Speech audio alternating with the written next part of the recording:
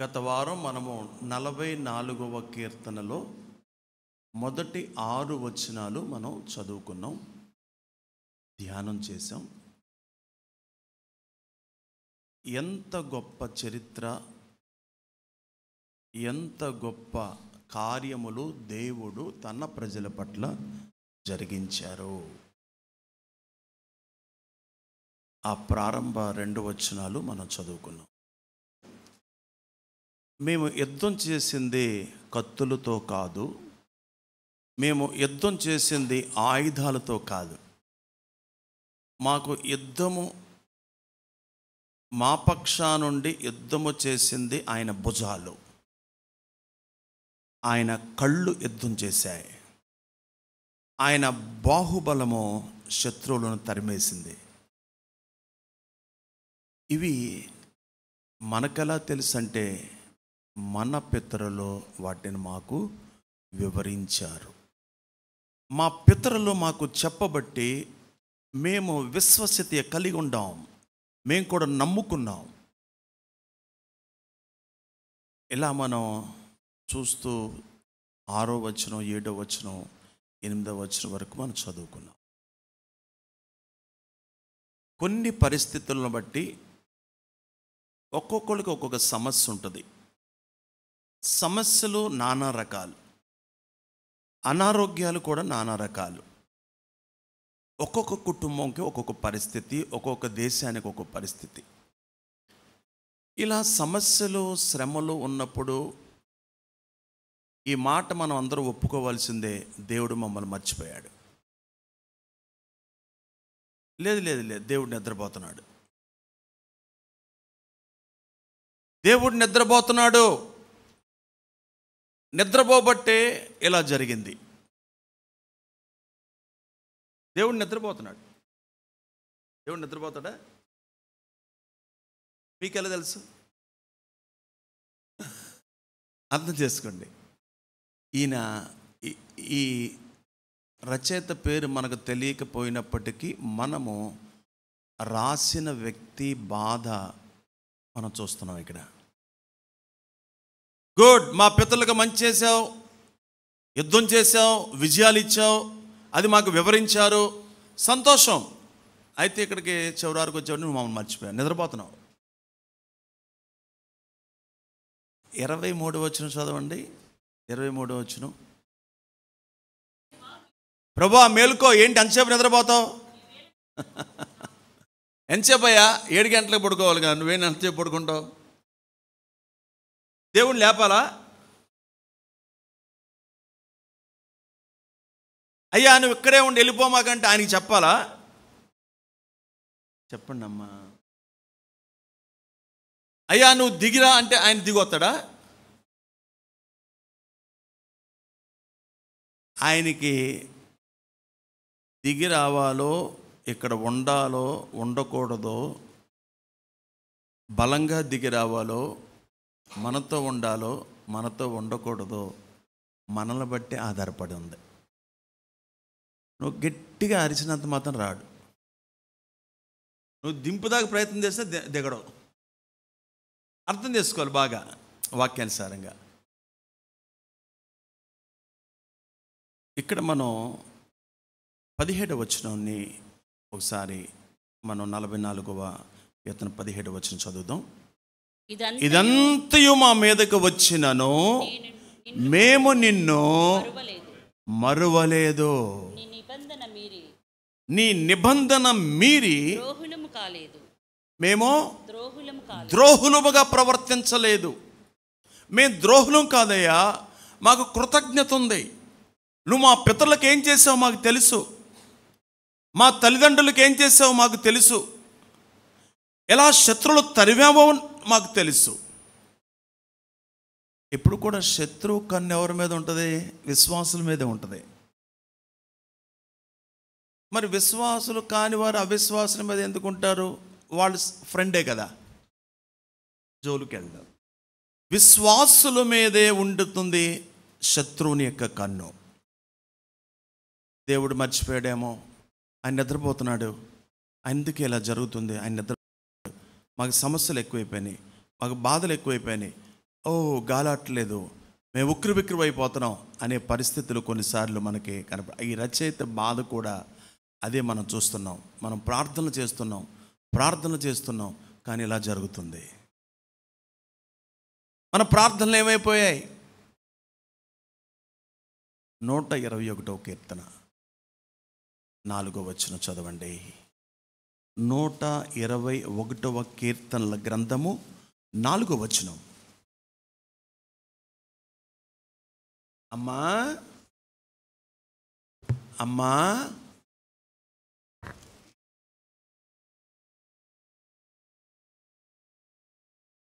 121వ కీర్తన 4వ వచనం. ఇశ్రాయేలును కాపాడువాడు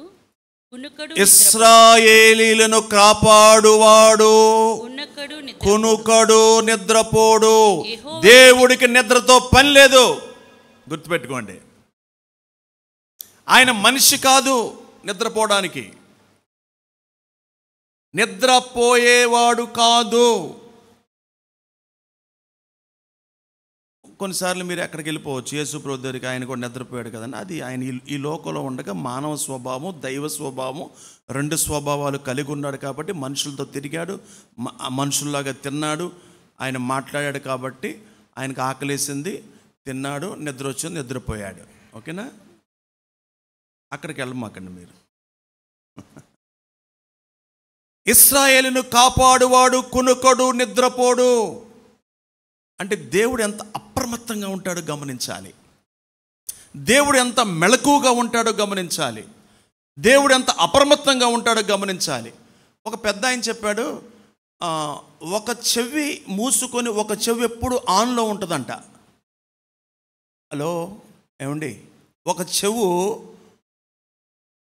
మూసుకొని ఒక చెవి ఎప్పుడు ఆన్లో ఉంటుందంట. ఎవరికో తెలుసా? తల్లికి ఎప్పుడు ఒక చెవు ఆన్లో ఉంటుందంట, నిద్రపోయినా కానీ. ఎందుకంటే పిల్ల ఏడ్చినప్పుడు వెంటనే స్పందిస్తుందంట. లేకపోతే ఆడు కింద పడిపోతాడు, ఎన్నిసార్లు తలగా పగిలిపోద్దాం. ఆడు పాలు కోసం రాత్రి అంతా తల్లాడిపోతాడు. చూసారా? తల్లి నిద్రపోతున్నా కానీ ఒక చెవు ఎప్పుడు కూడా ఆన్లో ఉంటుంది.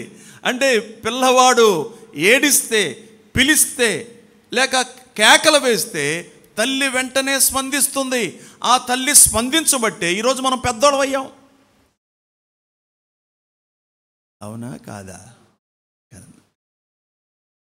ఒకసారి అమ్మ దగ్గరికి వెళ్ళి అమ్మ అని పిలవండి. ఆలోచించండి. ఆయన ఇశ్రాయేలును కాపాడాడు. అక్కడ మనం ఇదే కీర్తన గ్రంథము వెనక్కి రండి. 34వ కీర్తన 44 నుండి 34కి వద్దాం. 34వ కీర్తన.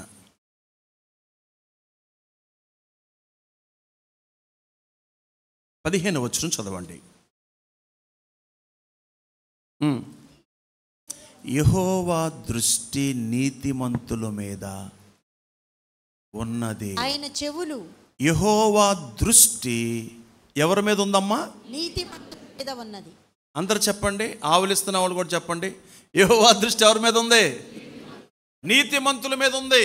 ఆయన చెవులు వారి మొరలకు ఒగ్గి ఉన్నవి. ఆయన చెవులు వారి మొర్ర ఒగ్గి ఉన్నాయంటే ఆలకిస్తున్నాడు. ఆయన ఆలకిస్తున్నాడు అంటే మన అక్కర్ల పట్ల ఎంత శ్రద్ధ కలిగి ఉన్నాడో ఈ 34వ కీర్తనలో మనం చూస్తున్నాం.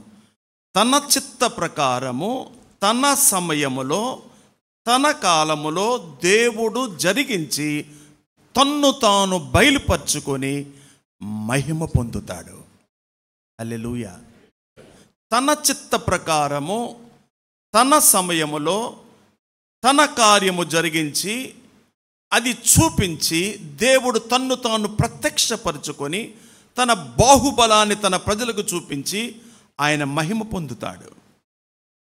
ఈ 34వ కీర్తన 15వ వచనంలో అదే మీకు అర్థం అవ్వాలి. మళ్ళీ చదవండి మైక్లో.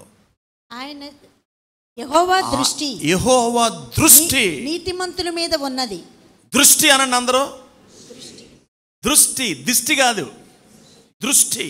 యెహోవా దృష్టి నీతిమంతుల మీద ఉంటుంది. ఆయన చెవులు వారి మొరలకు ఒగ్గి ఉన్నవి. ఆయన 2 చెవులు తెరుచుకొని ఉన్నాయి. మన చెవులకి అప్పుడప్పుడు బూజు పట్టిద్ది. బూజు అంటే తెలుసా? గుబులు. చెవులు పూడుకుపోతే మనకి వినపడద్దా? వినపడిద్ది, కానీ అదొక రకంగా వినపడిద్ది. అందుకే కళ్ళు గురించి, చెవుల గురించి, అన్ని అవయవాల గురించి దేవుడు ఎక్కడికక్కడ ఒక్కొక్క చోట మనతో మాట్లాడుతూ ఉంటాడు.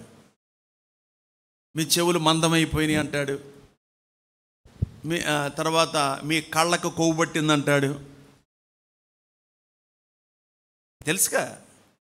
అంటే మనము వినే పరిస్థితుల్లో మనం ఉండం కొన్నిసార్లు, మనం చూసే పరిస్థితుల్లో ఉండం కొన్నిసార్లు, మనం మాట్లాడలేని పరిస్థితుల్లో కొన్నిసార్లు ఉండిపోతాం. ఎందుకు మౌనంగా ఉండిపోయాను నాకు అర్థం కాలేదు,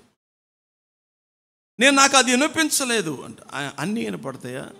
వినపడ, కొన్ని వినపడతాయి. ఎవరి మీద ఆయన చూపు ఉంటుంది. ఆయన చూపు, ఆయన ఎవరి వింటాడో ఆ 15 వచనంలో చూస్తూ ఉన్నాం మనం. ఓకే, ఇప్పుడు 44వ కీర్తనకు వచ్చేద్దాం. 44వ కీర్తన చూడండి, 17 వచనం చదివారా ఇందడా? ఇప్పుడు 18వ వచనంకి రండి.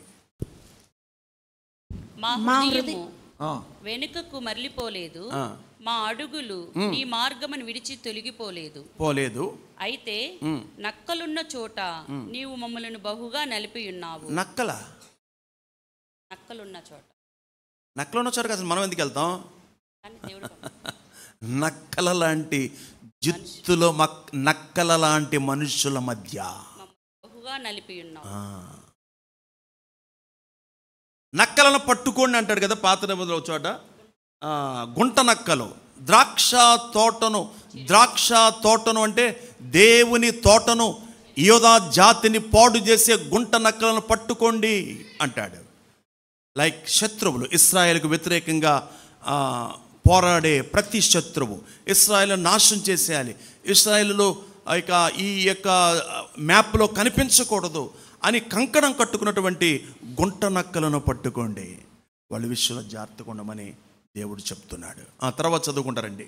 గాఢాంధకారము చేత మమ్మల్ని కప్పి ఉన్నావు. మమ్మల్ని కప్పావు. మా దేవుని నామమును మేము మరిచి ఉన్న ఎడల, అన్య దేవతల తట్టు మా చేతులు చాపి ఉన్న ఎడల, హృదయ రహస్యములు ఎరిగిన దేవుడు ఆ సంగతి పరిశోధింపక మానునా నిన్ను బట్టి దినమెల్లా మేము ఉదింపబడుచున్నాము, వదకు సిద్ధమైన గొర్రెలమని మేము ఎంచబడుచున్నాం. ప్రభువా చంపేస్తారా మమ్మల్ని అనిపిస్తుంది.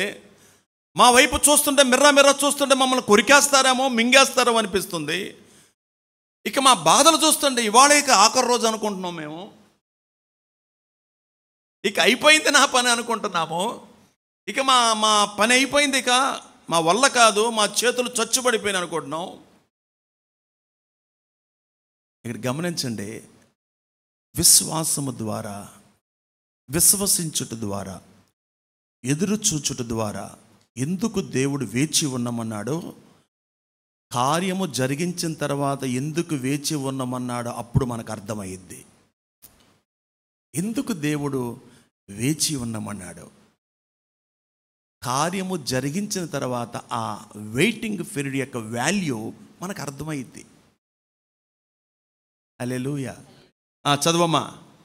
ప్రభువా మేల్కొనుము, నీవేళ నిద్రించుచున్నావు. ఏంటి ఎంత దారుణంగా మాట్లాడుతున్నారు, ఎంత బాధలో ఉండిపోయారు వాళ్ళు.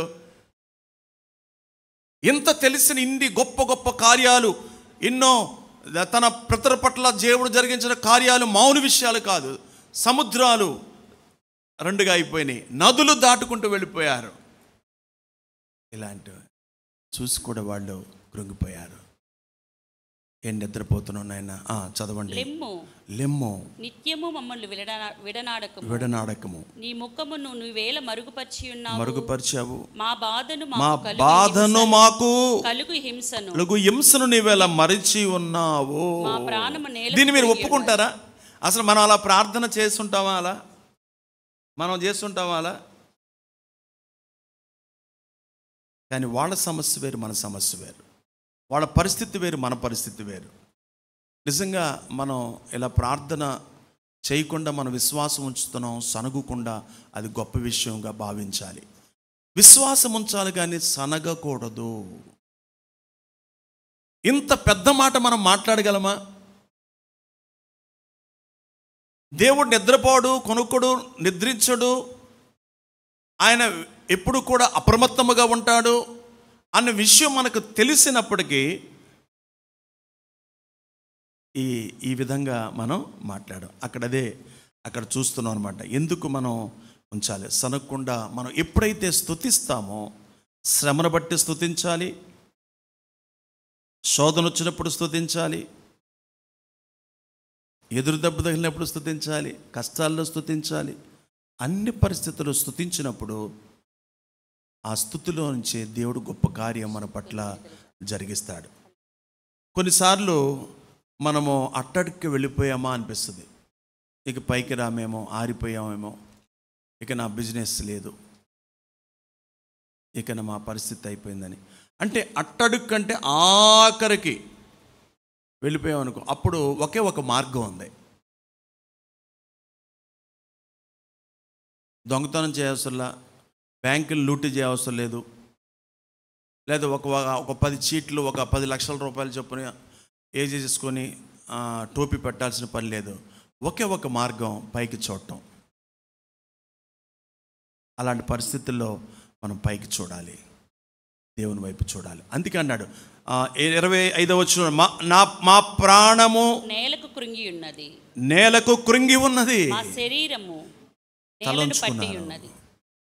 ఇక అలాంటి పరిస్థితి వచ్చేసింది. నా శరీరము నేలను పట్టి ఉన్నది, మాకు సహాయములేమో, నీ కృపను బట్టి మమ్మల్ని విమోచింపుము అని అడుగుతున్నాడు. ఈ ప్రారంభ వచనంలో పరిస్థితి చూడండి, ఇక మధ్యలో వచ్చేవాటికి పరిస్థితి చూడండి, ఆఖరిలో వచ్చేవాటికి పరిస్థితులు చూడండి. వీళ్ళ ధ్యానం. అందుకే ఆ టైటిల్లో చిన్న అక్షరాలు ఏమనుంది? దైవ ధ్యానం. దేవుడితో మాట్లాడుతాం, దైవ ధ్యానం. మనకు విశ్వాసం ఉంది, మనకు చరిత్ర ఉంది. దేవుడు మన పితరులకు ఎన్నో కార్యాలు చేశాడు. మన సంఘానికి చరిత్ర ఉంది. ఈ సంఘం ఎలా కట్టబడిందో, ఎవరి చేత కట్టబడిందో, ఎలాంటి సాక్ష్యము కలిగిన వ్యక్తితో కట్టబడిందో అది మనకు తెలుసు. అంత ఘోరమైన పరిస్థితులు మనకి రాలేదు. మన పరిస్థితులన్నీ చిల్లర సమస్యలే. అందుకే మనం స్తుతించడం మానకూడదు.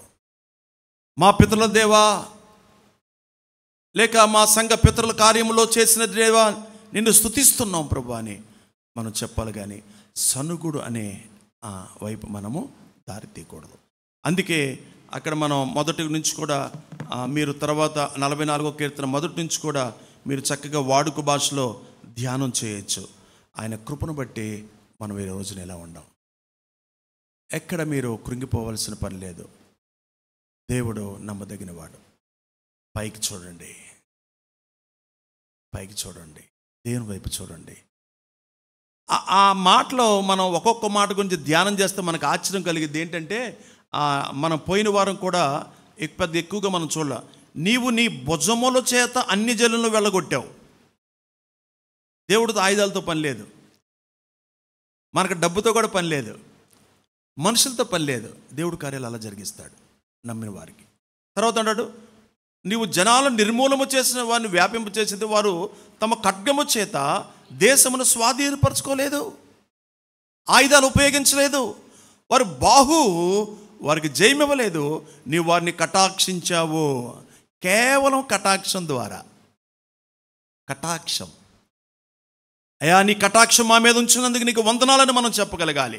నీ దక్షిణ హస్తం, నీ బాహువే, నీ ముఖకాంతి వారికి విజయము కలగజేసింది. హల్లెలూయా, హల్లెలూయా. అప్పుడు ఏం చెప్పాడంటే 4వ వచనం, నీవే మా దేవుడవు.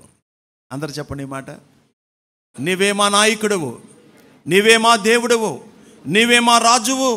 ఎందుకంటే యాకోబును రక్షించిన వాడువు, మమ్మల్ని కూడా రక్షించావు. మమ్మల్ని రక్షించావు, మమ్మల్ని విడవలేదు, మమ్మల్ని విడిచిపెట్టలేదు. ఇశ్రాయేలు కాపాడువాడు, కొనుకుడు, నిద్రపోడు. ఇది మొదలుకొని యెహోవాయే నిన్ను నన్ను కాపాడువాడని విశ్వాసముతో మనము మన పితరులకు మనం చేసిన వాటిని బట్టి, మన పట్ల ఆయన చేసిన వాటిని బట్టి జ్ఞాపకం చేసుకుంటూ కూర్చొని నెమరు వేసుకుంటూ ఉన్నప్పుడు ఎంత స్తుతి మన హృదయంలోంచి పుడుతుందంటే అర్థం కాని విషయం. ఆరాధన చేద్దాం. ప్రభు ఈ వాక్యం దీవించునుగాక. తలలు వంచుదాం, కళ్ళు మూసుకుందాం.